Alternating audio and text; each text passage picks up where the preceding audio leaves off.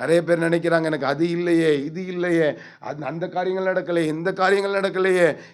Don't worry about this. அதை பற்றி நீங்கள் கவலைப்படாதீங்க.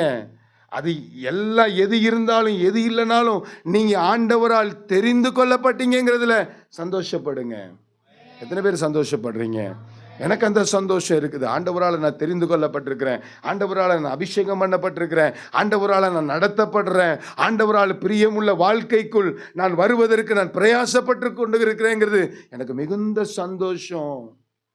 ஏன்னா நம்மளை தெரிந்து கொண்டவர் ஒரு சாதாரண பஞ்சாயத்து தலைவர் அல்ல. நம்மளை தெரிந்து கொண்டவர் எம்பி எம்எல்ஏ அல்ல, ஒரு முதலமைச்சர் அல்ல, ஒரு பிரதமர் அல்ல, ஒரு தேசத்துடைய அதிபதி அல்ல, சகலத்தையும் படைத்த ஆண்டவர். ஹல்லேலூயா, ஹல்லேலூயா.